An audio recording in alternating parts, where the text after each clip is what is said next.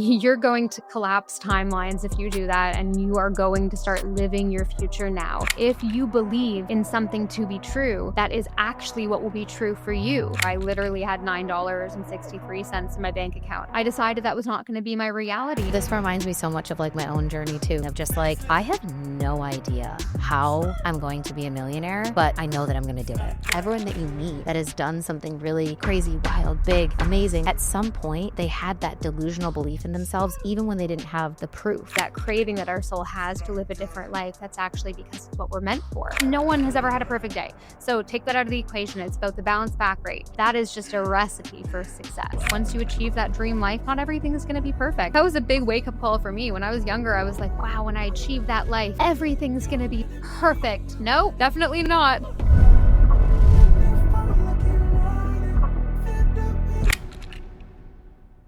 Okay, welcome to the show, Mimi. I'm so excited that you're here. I actually have to start by telling you something that's kind of embarrassing.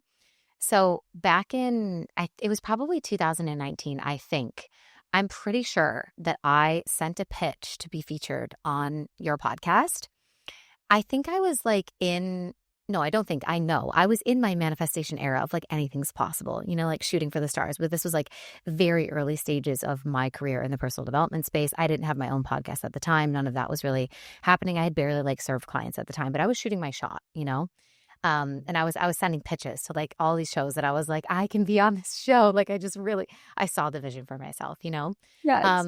But it's crazy because now we're here to, your team pitching to have you featured on Makeshift Happen. So I'm like, this is kind of like, is this the manifestation? It's kind of like the full circle moment. And I just felt like it was the perfect way to open our conversation today, because we're obviously going to talk about, creating the life of your dreams and living up to your fullest potential. So I had to out myself and tell you. Wow. Well, thank you. I honestly, like, probably at the time had an assistant that just filtered through things. So I'm sorry that it didn't work out.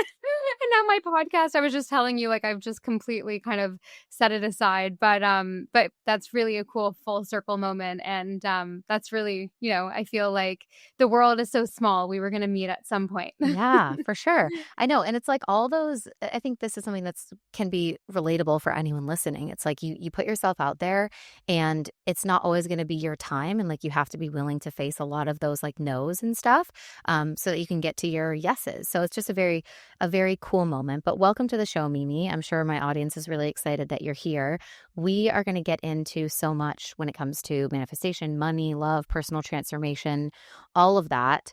But first, I heard you say something recently, and I was like, okay, we have to talk about this because I feel the exact same way. I don't have a set in stone morning routine, which is something that people love to harp on and talk about in this space, right? So I've heard you say that you kind of realized that your growth and evolution is not really contingent on having a routine or doing the morning routine in any way, but it's really more about your self-image. So can you talk to me about that and share your kind of perspective on that? Absolutely. Well, I've transformed my life in every way, shape, or form, especially since, my whole 20s were times of transformation. So for almost a decade, and I've done it all, and I've tried all the things. And really, my work comes down to the fact that it doesn't have to be about those perfect habits and routines. It actually just comes down to your self-image and your personality, because that's going to shift things in your life more than anything else. I also think that if you look at it through that lens, changing becomes a lot more easy and effortless. And who doesn't like effortless transformation? That's really, why I got in to speaking about this work, because I like a shortcut. I don't want to do it the hard way. I want to find the easy way to do things. And what I had learned is that when you adjust your self-image, all of the routines and habits that you must do actually become very effortless. You don't even need to write them on your to-do list to go do them. You just naturally do them because you're the type of person that has a life like the results of your future self and what they have. So, technically, if you looked at my life, you'd think, oh, she has a routine, but I don't even look at it that way. I don't really look at my morning routine like I need to check off journaling. I need to check off doing an activation. I need to check off time without a screen. And every single morning, my routine obviously looks slightly different. I'm not actually that much of a rigid person. I'm a lot more flowy. But every single morning, I do usually act like my future self does. And some mornings I am journaling when I feel like it. Other mornings, perhaps I'm listening to a walking activation while I'm walking the dog. And I'm doing the things that I know align with the person I want to be, but not in a rigid way, because it's become more flowy for me, because my self image is one of someone who does these things naturally, who likes to feel good. And for me, waking up and checking my phone for an hour the minute I wake up doesn't feel good. That doesn't mean I don't do it sometimes. I'm not perfect. I still definitely struggle with that. But the majority of my days don't look like that, because my self image is aligned with the version of me that is, wanting to feel good and aligned with my personal development every day. I love this kind of shift of way of thinking about it, because exactly what you said. It's like, in some ways, when we're trying to become the next version of ourselves, we're thinking, okay, what do I need to do to get there? And then it feels like the morning routine is a checklist. Like, I've Yes. got to do the journaling because that's what my future self would do. I have to do the meditating because that's what my future self would do. But you're looking at it through that lens of like, I've got to check these boxes in order to be like my future self. But what you're really saying here is that the action piece becomes so easy and effortless and almost automatic when the belief piece comes first, right? So for everyone thinking, okay, how does it just become effortless? Like, what you're saying is, when you actually feel like you're the person who is just naturally healthy, you do healthy things without having to think about them. Like, that's just how you live. There's so many things that we do automatically in our lives right now because it's who we believe that we are, and we don't think about them. We don't consider them. Oh, I did that as part of my morning routine. Like, we all brush our teeth, but we're not, when someone says, "What is your morning routine?"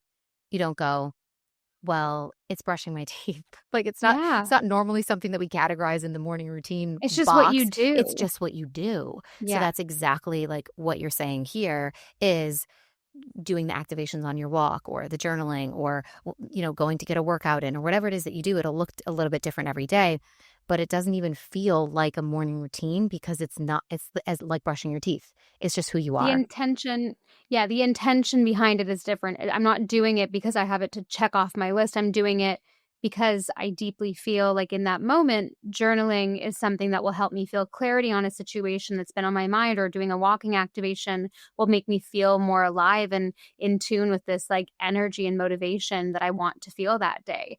It's the intention behind it. So you're spot on. And just like you were saying, if you see yourself as a healthy person, like, it doesn't mean that you don't have like a burger once in a while. It just means that like that's something that see more as a treat, and like it doesn't make you feel good if you have it every single meal. And it's not hard to say no to that when you're out for dinner, because it's just you feel good doing what you do. Right. You're not in the headspace of like trying to put on the hat of like, okay, I want to be my healthy self now. It's just because you've Yes. developed the belief systems of it, naturally, when you go out to dinner, it actually sounds good to you to order the salmon and roast veggies, or like whatever it is. Like, we're just using that as an example. Like, we don't care what Exactly. you eat, like, eat what you want, pop off queen.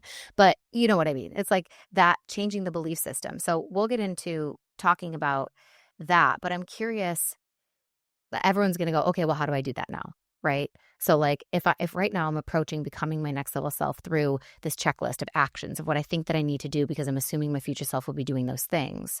How do I reverse engineer that, flip the script, and start by changing the beliefs? What did that look like for you? Yeah, so I like to teach a very simple two-step process.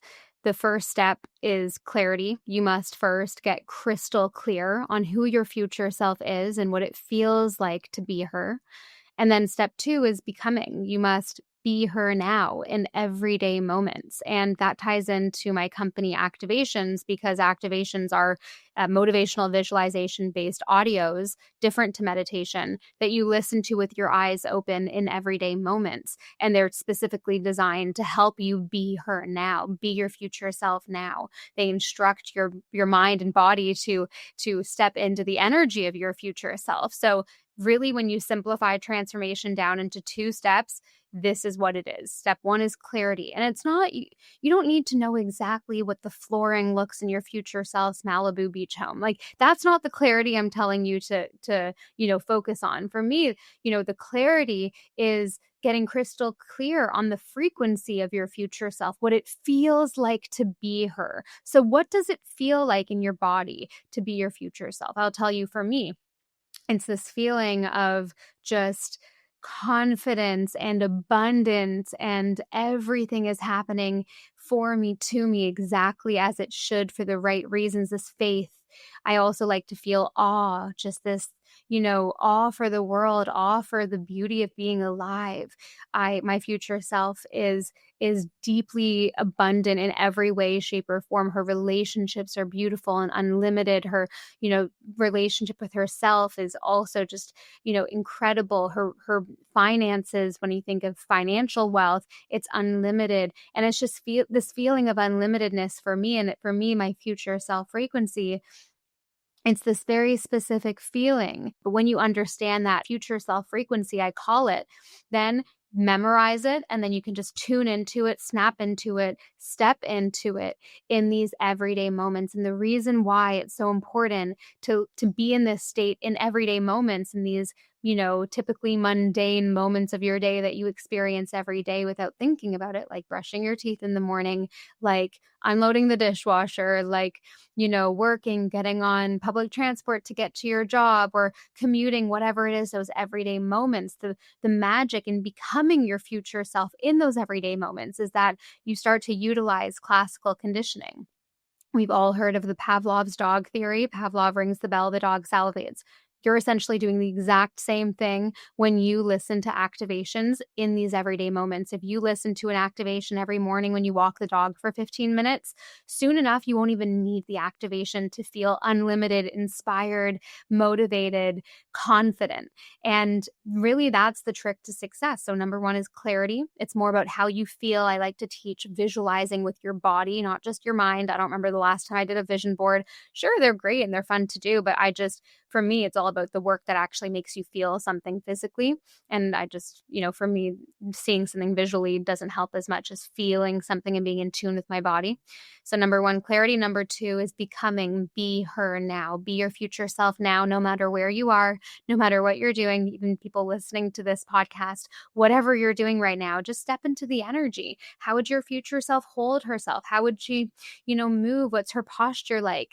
And just get familiar with that feeling of being her now. And you're going to collapse timelines if you do that. And you are going to start living your future now sooner than you think.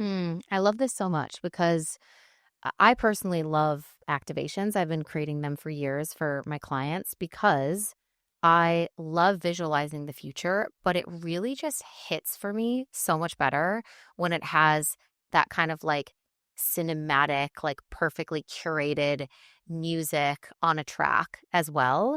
That's, as you're talking about creating the sense, that's how I get to create sensations in my body of what my future looks and feels like, is through music. And sometimes it's just through like music generally, because I feel like if you have a good playlist, sometimes you put it on and you're like, I am that bitch. Like you're just, you are stepping into that future version of yourself.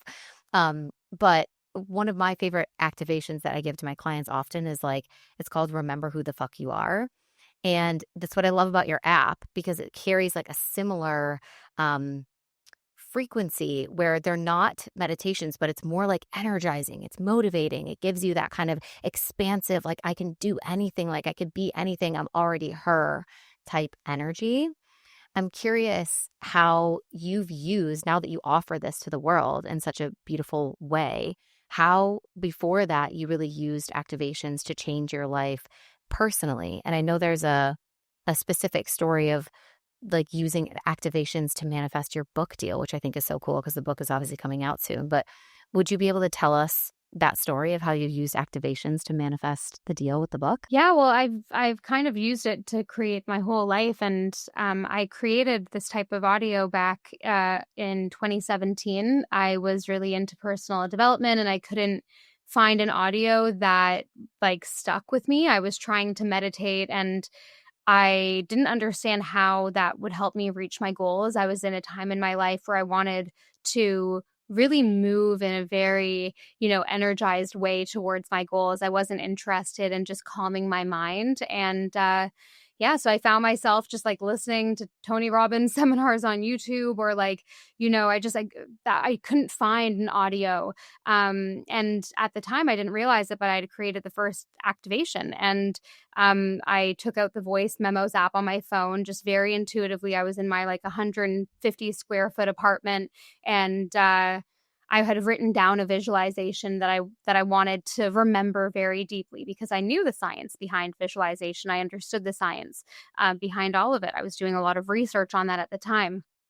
And of course, there were meditations that were more visualization focused, but they just felt like just not my vibe. Nothing against them, just they were too like talking like this. And I wanted something invigorating, and there was nothing that like was what I was envisioning. So I took out the voice memo app on my phone, and I verbally like described the feeling of my future. And then I've always been very into music. So I put into my garage band this audio, and then I layered in different cinematic music that I could find like from movie scores and from composers that really know how to make you feel a certain way. And, I really wanted to hack the music side of things. So I did this all in GarageBand. And for years, I just created dozens of these for myself.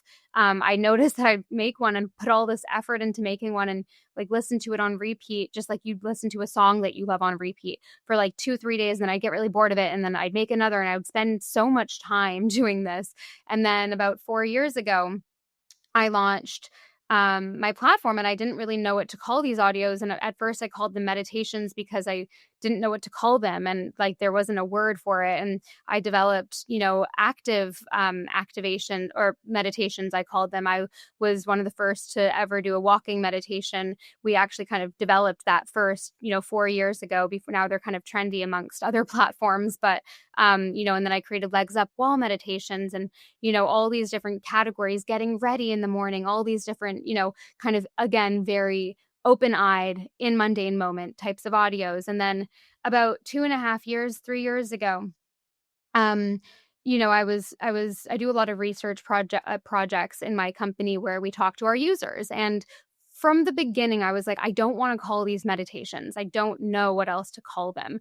And so we actually worked with this incredible product team and did like a 3-month project to find the new word. And throughout that time, I was like, okay, it has to, feel more active. And we talk about acting as if a lot in the app and in the audios that we promote. And we came up with activations, and, bought activations.com, got the IP for it and everything. And then from that point onwards, we just decided to not call it meditation, because it just wasn't what it was. All of our users were like, this isn't meditation. So really it was led by our users being like, we need a new name for this. So then I created the app. It was initially meditation, then it became activation. And yeah, that's kind of how the company started in using activations in my own life. It's been my number one tool, with everything from, I recorded my own activation in 2017. That's like the year I started recording them, with the day before I met my now fiance. And I described him, and I told myself, get into the energy of meeting your fiance or meeting your future husband. And, like I really described how he made me feel. I got into the energy of, feeling that way before he came into my life. And I literally met him the next day. And I've done that with everything, from hitting certain milestones financially. Activations have been very, very strong, and very effective for that. I was doing the exact same activation every single day for a month before I ever hit my first 6-figure month. The same exact thing before I ever hit my first 7-figure month. And I actually have a whole category on the app called targeted visualization activations, where it's like, manifest $1 million, manifest $100,000. And I was doing like the original version of that one. So with the book deal, there wasn't a specific activation I created for that, but it's just like the general consensus of, when you know how to work the system, and how, the world works when it comes to embodying the energy of your future self to then achieve it faster and easier.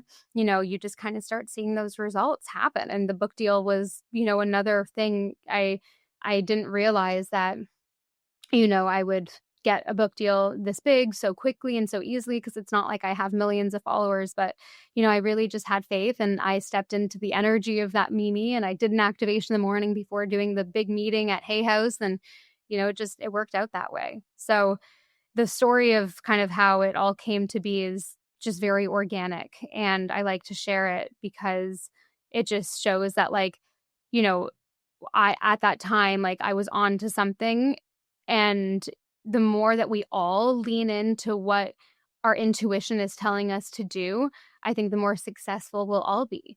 So it's a really interesting story, but yeah, I hope that answered the question. Yeah, yeah, for sure. No. And I'm like, when this becomes part of the way that you just like operate in life, kind of how we were talking about in the beginning, when it becomes such a natural part of your routine and how you show up, of course, you're going to naturally manifest a lot of different things like your partner, the book deal, 100K month, like all those other things that kind of come in because you're acting and showing up and being her. I've heard you talk about the post-it notes that you've used before of just having post-it notes everywhere that was like, be her now, when you constantly have that reminder and you're showing up in that way and you're doing the things that she would do, then these opportunities are naturally going to be pulled into your field more easily. So it makes a lot of sense, right? You've been pretty candid about the fact that when it comes to, because we're kind of talking about like manifestation in a roundabout way right now, but you've been pretty candid about the fact that when it comes to like spirituality, manifestation, whatever, you don't really know what you believe. All you know is that it works.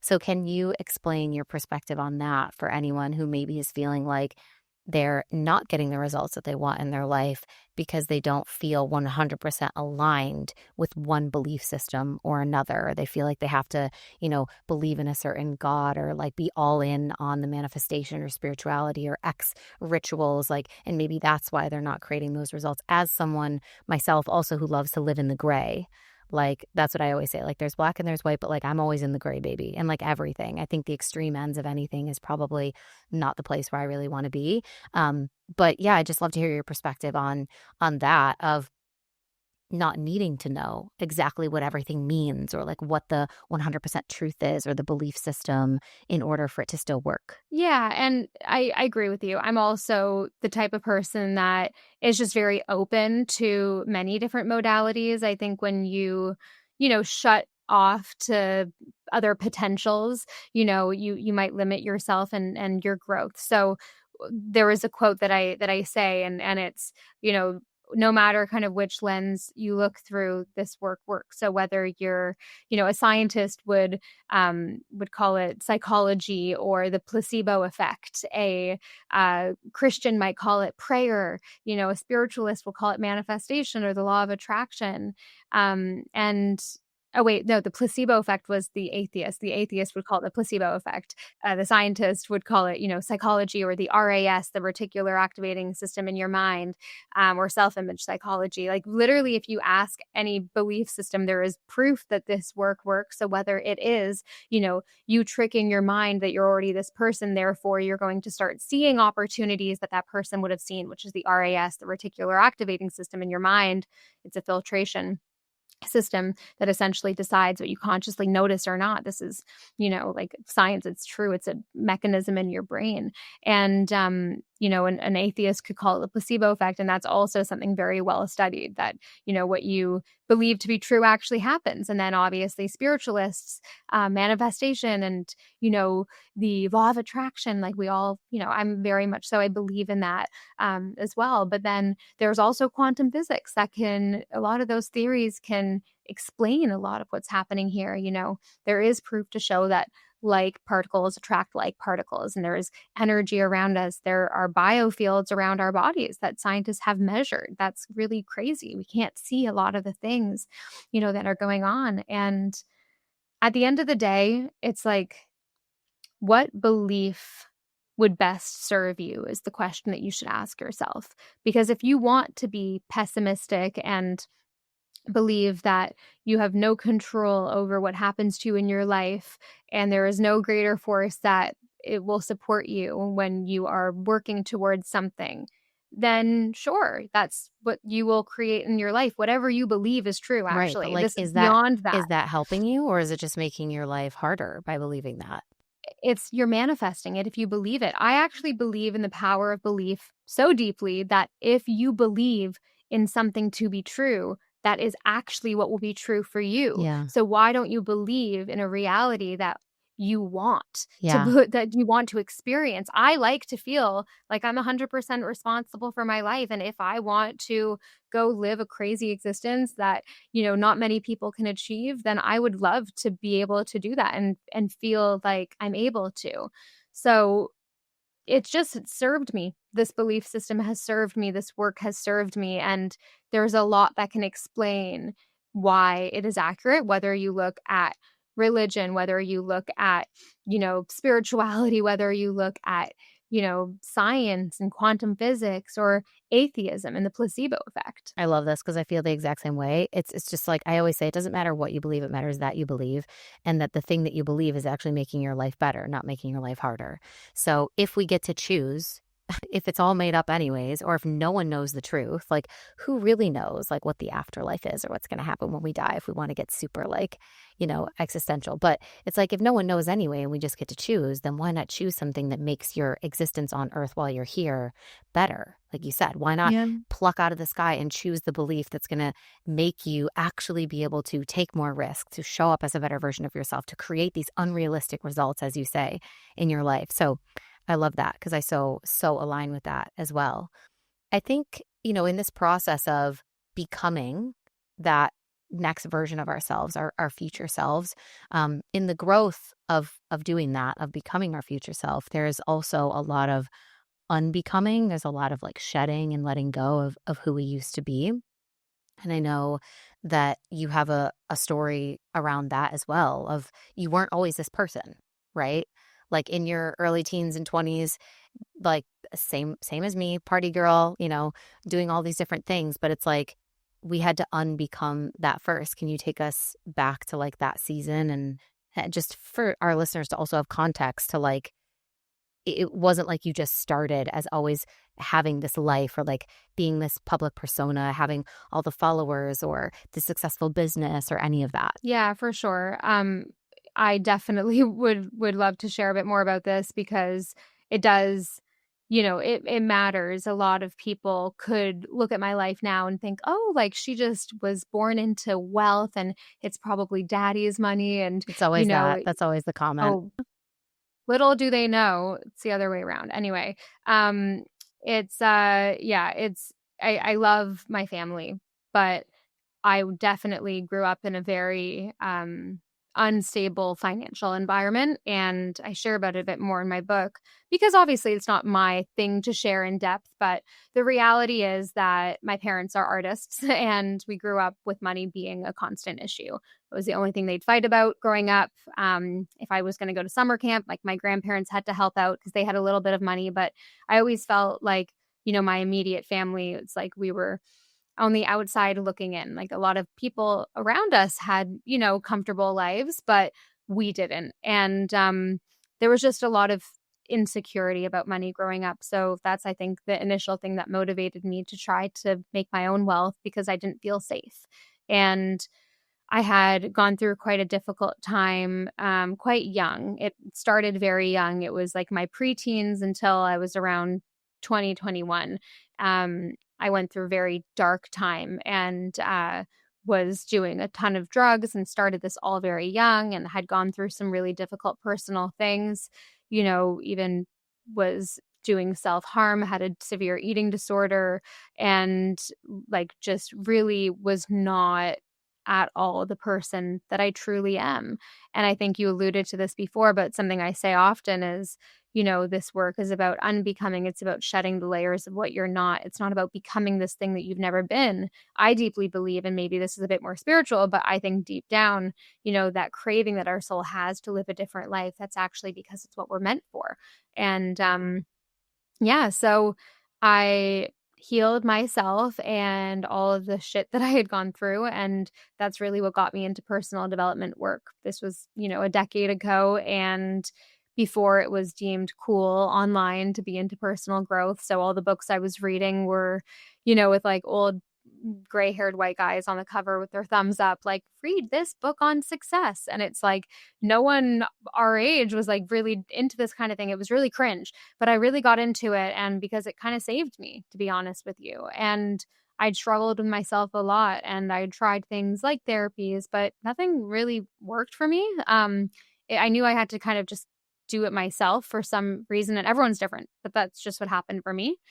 And I got really into it, and then I started doing the work and I started getting really inspired to especially make money. At first, it was really money driven because I had never really experienced feeling financially secure. So I think going into becoming an entrepreneur and, like kind of just leaving, I grew up in Toronto in Canada and I just left when I was 19 and moved to England and on a working holiday visa and I had saved up money from working at a bar that summer. So I had maybe like, I don't know, like five to $8,000 Canadian going to England to like move there and start fresh that I'd saved up. And I got there and I was in this really crappy, like, flat share with a roommate. And I just was working like 4 jobs. I was working at a juice bar in the mornings. I was nannying this Italian family at night. I was interning at this fashion agency. I was like dog walking on the side. And I was also trying to make my first entrepreneurial venture, which was an online magazine, a success at the time. And so around that time, after my money from the bar, kind of ran out, I remember there was a moment where I literally had $9.63 in my bank account. I have a screenshot of that somewhere online. And that was like the beginning of like, okay, like, I need to come up from here. And then a lot of opportunities came my way, and I just pushed myself and said yes to everything and took advantage of every opportunity that I could. And I also just remember being such a hustler. Like, I knew this was a thing. Maybe back then, a lot of the time, I wasn't acting like my future self 100% of the time, but I knew that I was becoming her. There was no doubt in my mind that I was going to start living a different life. Like, I knew. And that deep self-belief and knowing was not something I was born with. I had to build it within myself. And personal development got me there because one of the first principles and, one of the first personal development books that I read, which is Jack Canfield's Success Principles, the first principle in that book is take 100% responsibility for your life. And that was something I'd never taken, I never had that taken responsibility before because it was just, I was a victim. I was kind of raised around, like it was just a cultural thing, like just, oh, it's not our fault. And I decided that was not going to be my reality. And then I took charge and did everything I could and put myself out there in really cringe ways, but it all worked out.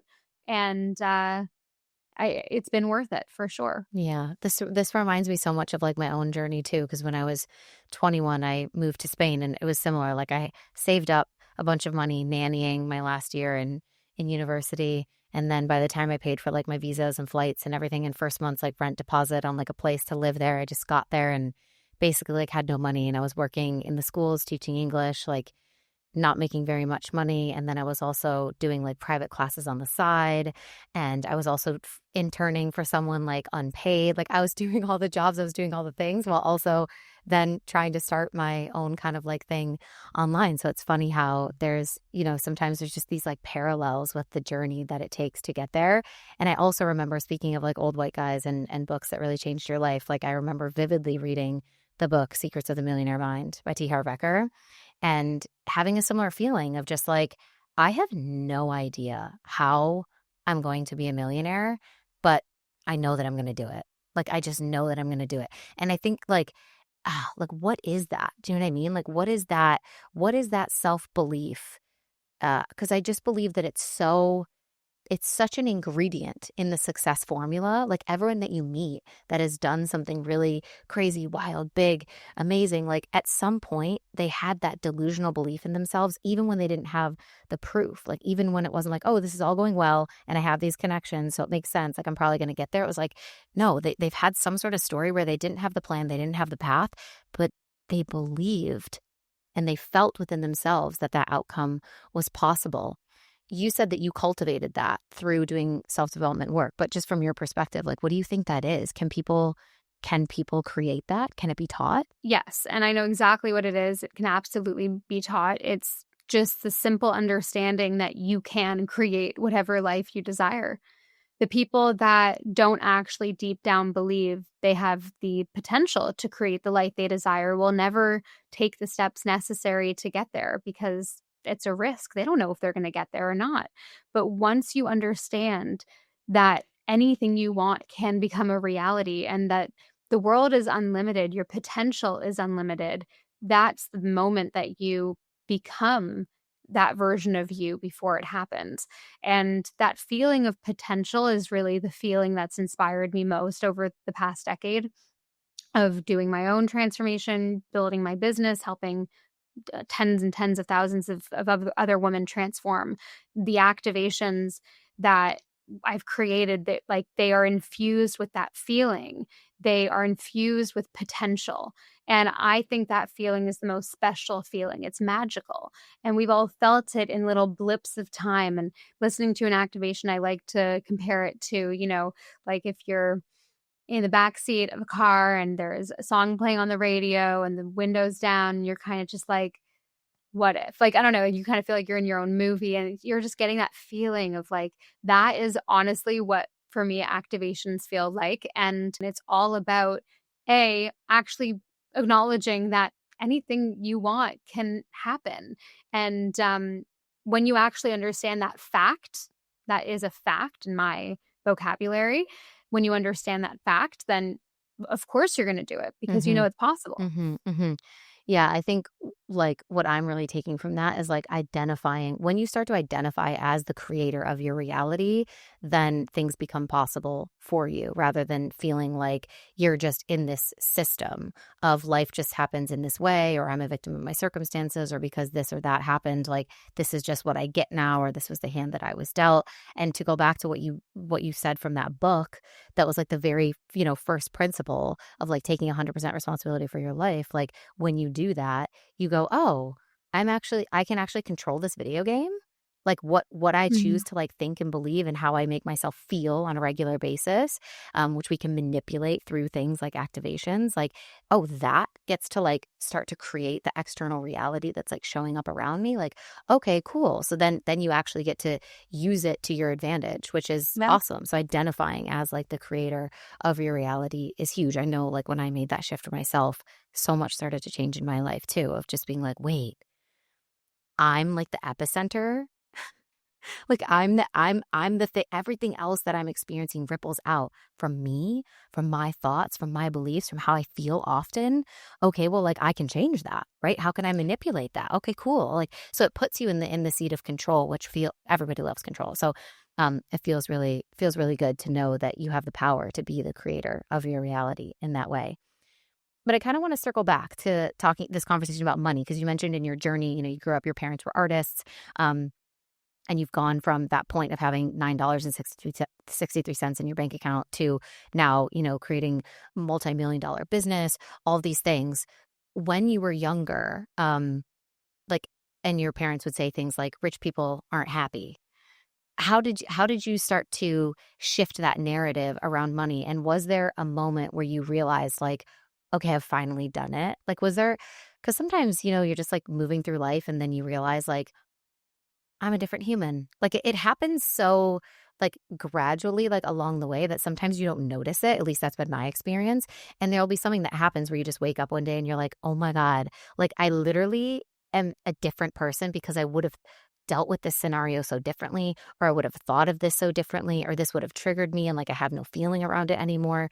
So was there any specific moment as it relates to money where you realized like, oh, I've really changed the narrative that my parents passed down to me? Well, the biggest trip on that note of what you just said is like when you're acting as if so much and you become that person before the thing happens, it's like the most like natural transition. Like I am never shocked anymore Mm-hmm. when a certain amount of money lands in my account or when we've had a huge month with the business. Like it's annoying. I wanna be shocked. I wanna be like, "Wow, look what we've done," but Woo! I've already been living in the energy for ages before it happened. So it's a really bittersweet thing doing this work because you're obviously achieving what you want, but like it's not shocking Yeah. because you already knew it was coming. So I have to sometimes sit back and just like stop and smell the roses and remember, and it's like work for me. I need to like sit down and be like, wow, look, I did this. Right. So yes, I there was a lot of moments that I felt that my childhood was not going to kind of dictate my upbringing was not going to dictate where I would end up. There were a lot of moments like that for sure. I think, you know, with my business, it's changed my life and it's really this incredible situation to be in because this work is changing so many lives. But financially, I think once I hit consistent six-figure months, like it didn't feel like shocking anymore. And a lot of people say, oh my gosh, like, you could do so much with that, but it doesn't, you kind of just get used to it. And then you hit, like more than that. And I guess what I'm trying to say is you get used to it, Yeah. which is not a great thing. And I wish it was different. But my younger self, if she had seen the life that I'm now living and, the lifestyle I get to live because of all the work that I put in over the years in this business, she would be in awe. And I actually think about that often. I wish I could go back in time and just like show her a snippet of this life because we would celebrate together. I Mhm. just I I need to make more time to be in awe of this life. And that's the only problem that comes with doing this work is that you already know what your future self feels like. I already knew what millions of dollars in the bank felt like before I ever even had it. So the feeling doesn't come as a shock to me. Um, Again, bittersweet, but this is just the pure reality of it. Yeah, but I think that's a good reminder for people too of the fact that we do acclimatize to anything that becomes normal in our environment, whether it's for better or for worse. Like you can also become acclimatized to something really negative. Like there's scientific studies about how after a certain amount of time, like a really annoying noise, like you actually just your brain just like turns it off and tunes it out, like you can't hear it anymore. So it's like we have these functions where when something becomes normal, it doesn't create that kind of like jolting feeling anymore, even if it's we want the feeling to be excitement. Like you don't have that same jump in your heart when you like see that big number or you hit a big milestone or you get featured in a big publication or like whatever happens. Which is, like you said, a bummer. But I think for all the entrepreneurs that are listening, it is a good reminder that, like you said, we actually have to be more intentional about the celebrations then. We have to be intentional about slowing down enough to, even though we might not be getting that like surge of like, oh my God, I can't even believe it, because you can believe it because you've practiced it a million times before it actually happened.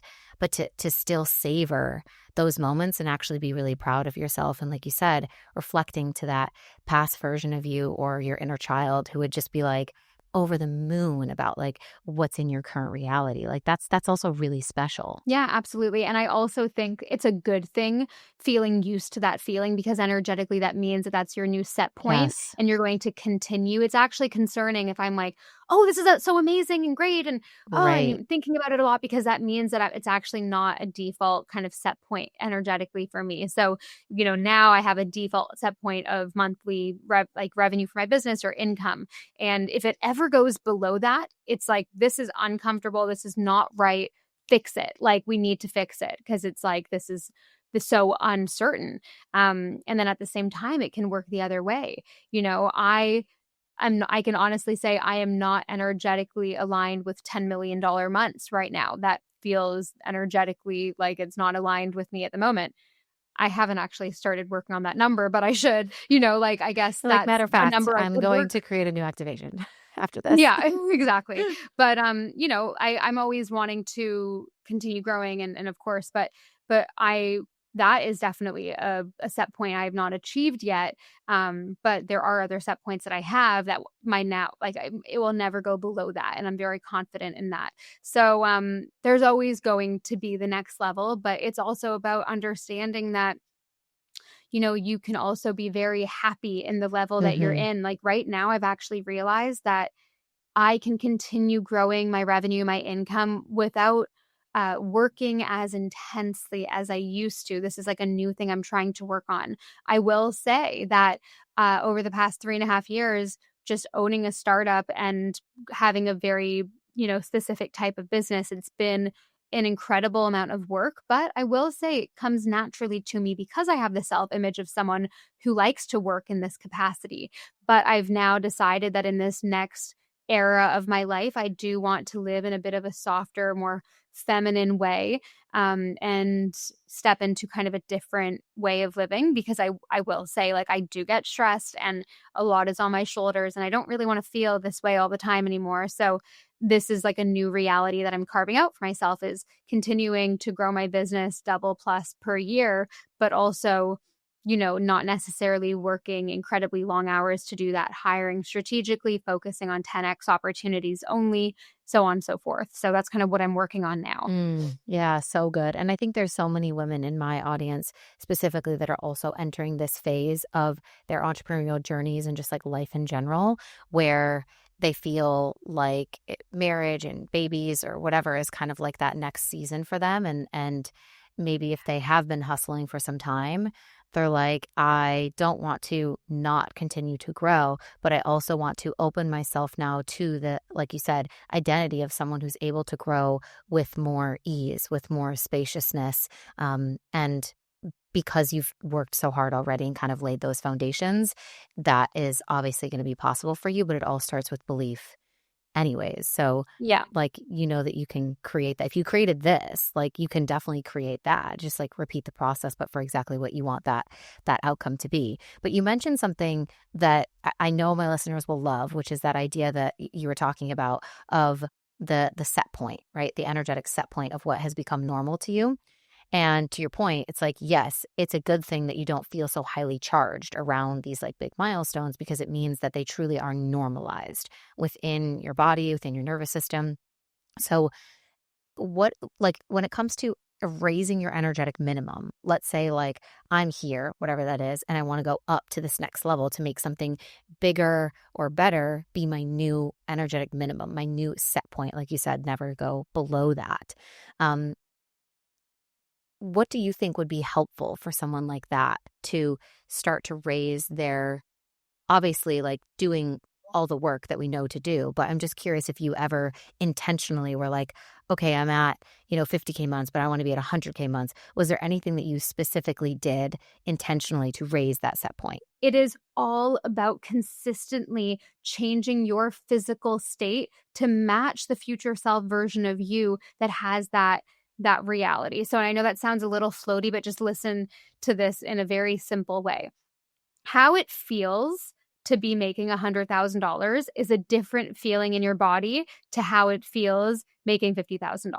It just is. It's a different feeling. You feel more unlimited, you feel more ease and confidence in what you're able to do. You are, thinking about, well, I guess it's more thinking, not feeling, but you feel expansive because perhaps you could start investing in different areas. You could expand your revenue from not just what you're making with your business, but from different investments. You could start angel investing. You could start donating to a charity you feel really passionately about. You just have more expansive opportunity around you. So, and as a feeling, like right now, if you told me, Mimi, you're going to do $10 million next month, I would have a completely different feeling in my body. And that's obviously something that keeps coming up that I got to work on. But anyway, no, Those it's, $10 I million don't even, months. Damn it. yeah, that's a lot. Again, maybe that's my limiting beliefs talking here, but I'm just giving an example here because we recently hit our first 7-figure month, which is so exciting, but now that kind of feels normal. But anyway, so going back to the point here, the feeling of doing something or making a certain amount of money it's a different feeling in your body. Okay. So the longer that you can sit with that feeling in your body of the higher amount, the more that's going to become normal and natural to you, the more that you feel that feeling in everyday mundane moments, like I was speaking about earlier in the episode, like when you're grocery shopping, when you're walking the dog, and that's what activations are designed for, then you can embody that energy in everyday moments and use it as classical conditioning, use it to subconsciously reprogram and use it as a subliminal in a sense. Activations definitely have that capacity of being subliminals at the same time. You don't need to actually consciously listen to what the words are saying. It's just the energy of these audios will help transform you from the inside out. So being in that elevated state in everyday moments, holding on to that elevated state as long as you can. And it feels good to do it. It's not hard. It feels good. So just holding on to it, the longer you can, the faster you'll get there. And it does not mean that you have to achieve an 100% living in that state before you achieve it. I oftentimes will be in that state maybe 30-40% of the time and achieve it. So it doesn't have to be 100%. Again, I never promote perfection. It's not about perfection. It's about your bounce back rate. This is a term that I've created years ago. The bounce back rate is the rate at which you bounce back after facing a setback. So for example, if you've been in your healthy era and you eat a cookie, okay, like that's normal, that's fine, that's great, but if you go and eat the entire box because you have this all or nothing mentality, your bounce back rate is very long. If you have one cookie and you're like, okay, cool, I'm going to bounce back and, keep being my healthy self and don't make a big deal about it and don't have this all or nothing Monday, New Year's, first of the year, first of the month mentality, you're going to be so much more successful because perfection doesn't exist. We're humans. I've never had one day of being perfect on my journey of creating this dream life. No person you see in a glossy magazine has ever had one perfect day where they've woken up at 5 a.m. and didn't procrastinate and ate organic and did all their perfect routine. No one has ever had a perfect day. So take that out of the equation. It's about the bounce back rate. And if you implement this to everything in your life, including being your future self energy now, then that is just a recipe for success. Yeah, so good. The bounce back rate, like shortening the time between when you've like deviated from future self to when you can get back to future self. I love that so much. I want to talk a little bit about the cost of expansion because we're talking a lot about like expanding in your life.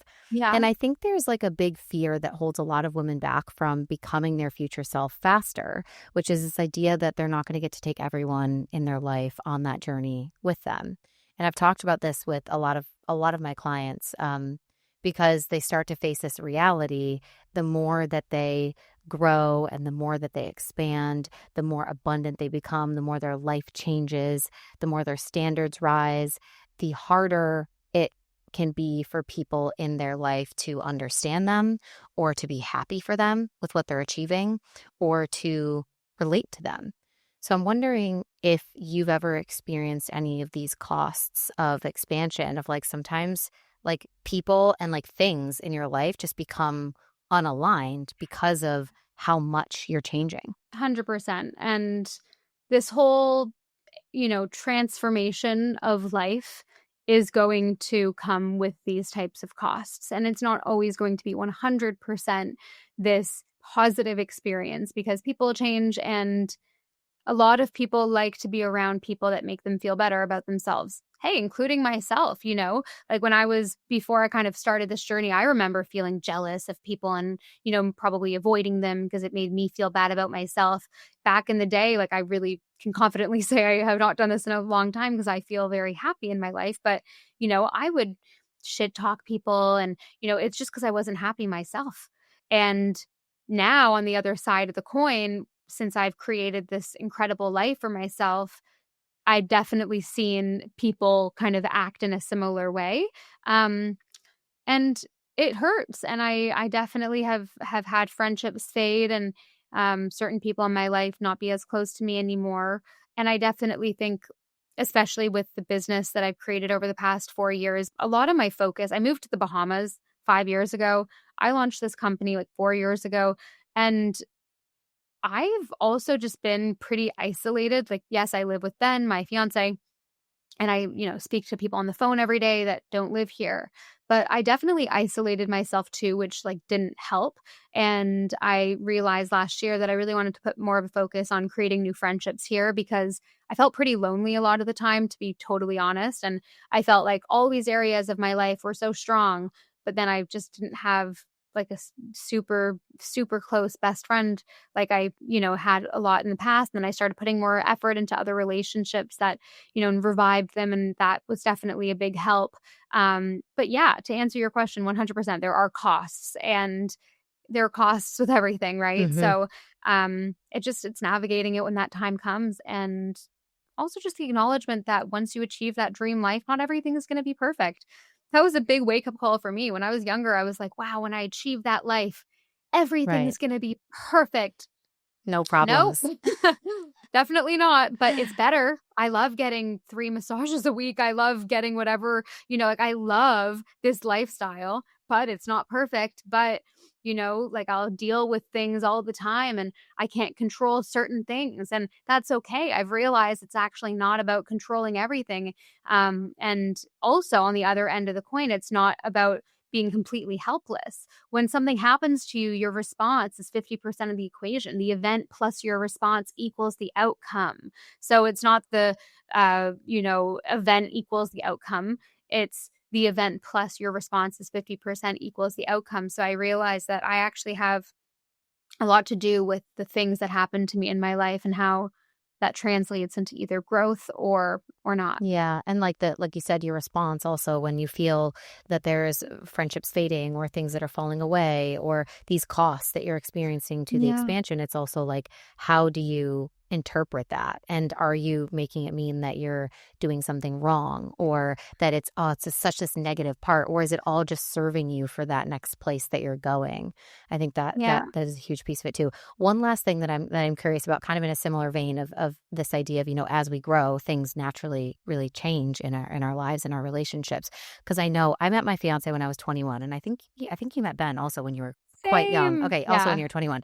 So, just Was curious. he your first boyfriend too? He was my first He boyfriend. wasn't my first boyfriend, but it's crazy when you've been with someone for that long, right? Like just in a couple of days, it'll be our 10-year anniversary, which is Amazing. like, it's Yeah. crazy to be with someone for that long. I'm sure you feel the same. It's like, what was life before, like, doing life with you, right? But so we obviously have grown up with our partners because you change so much from 21 to, being in your 30s or late 20s or whatever. But what was your experience like growing up together in that relationship while you are Mm. constantly becoming a new version of yourself and changing? I had someone ask me this question on a podcast the other day, and I was like, that's so interesting to think about because a lot of people grow apart in their relationships when they meet really young.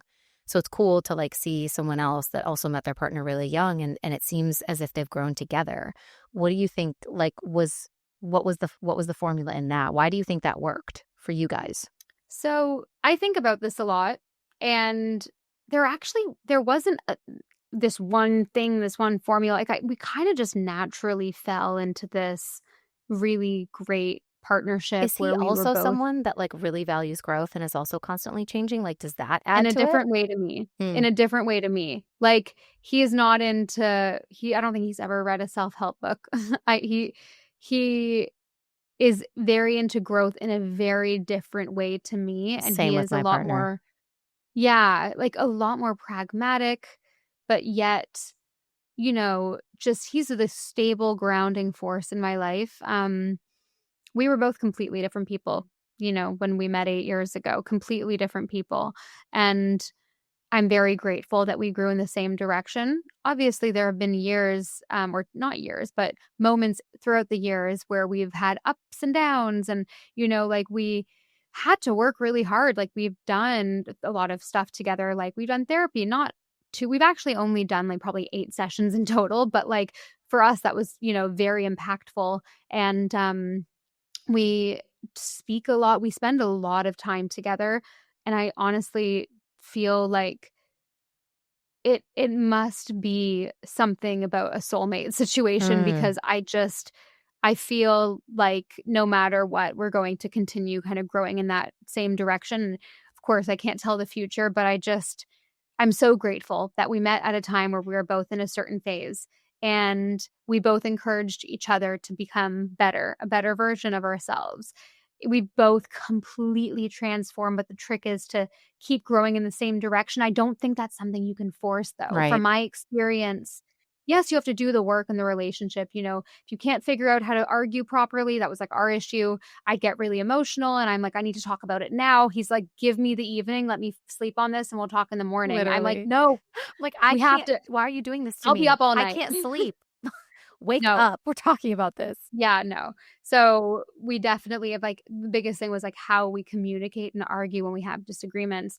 And honestly, like a few therapy sessions really solved that. And then, you go through things with your relationship when, as a woman, if you become very successful, like that is a big trip for a Yeah. relationship. But thankfully, he's super secure in that and so happy for me, and there's no weird like, he's just a really good person, and I think that also helps everything. Um, so yeah, there's a lot of complexities, and it's been one of the biggest beautiful learning lessons in my life being in this relationship, and we've both seen so many different versions of ourselves, but I just think there's some sort of, like, level of it this was meant to be, even though it didn't feel like it every single moment of the relationship, Right. to be honest. Felt. But I really look back with clarity on and with hindsight on, this person was meant to go through these phases of life with me, and I don't think it was something that was forced. It was a natural evolution, and just like how a lot of relationships fade away from each other with, like, the natural evolution of each individual, I'm just lucky that we kinda went in the same direction. Yeah. Yeah, I really feel the same way, but it's so beautiful to kind of see when that happens, but I also think it's a cool reminder for people because I know a lot of my, like, single friends are really fixated on this idea of, like, finding the exact right person who's, like, fully formed and, like, complete like, they're, like, Yeah. done in terms of, like,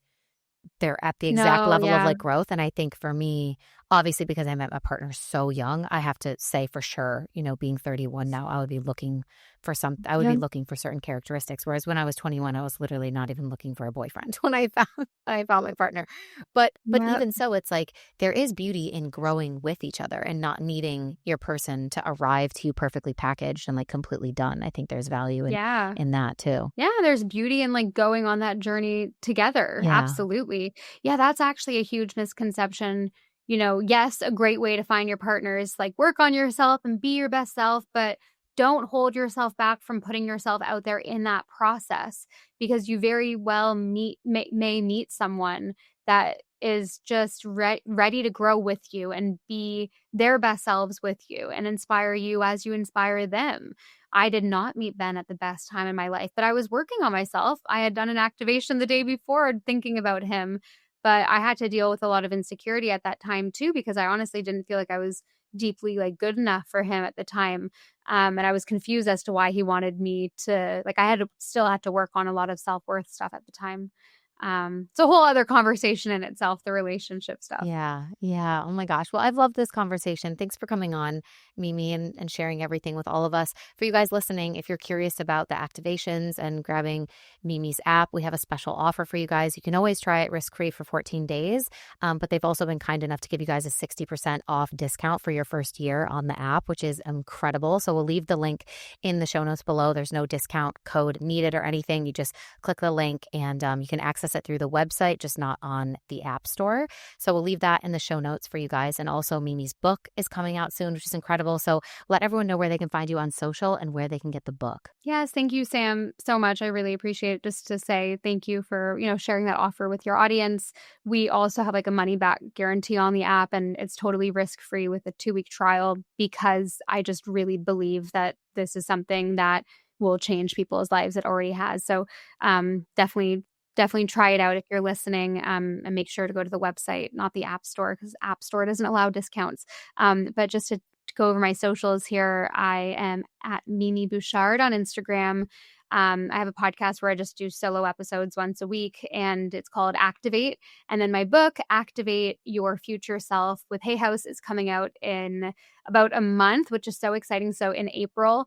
So go check that out. You can put in Activate Your Future Self on Amazon, and it's available globally. You can also get it at Barnes & Noble, Waterstones, Indigo, wherever you shop books. And the audiobook is also read by me. So I'm really excited about that. But yeah, thank you so much, Sam, for having me. And I really appreciate coming on. Yay, amazing. All right, we'll link everything in the show notes for you guys. Make sure that you go follow Mimi. So excited that your book is coming out. Congratulations. I know what a labor Thank of love you. that is. I'm sure you're like, thank God this is over, but Yep. Basically, yeah. yes. And now to do the whole press tour and everything, but you're doing great. You're doing great. So thank you you. guys so much for listening to this episode. If you enjoyed it, please take a screenshot, share it to your Instagram stories, tag Mimi and I so that we can see who's listening. And we will talk to you guys next week. Bye.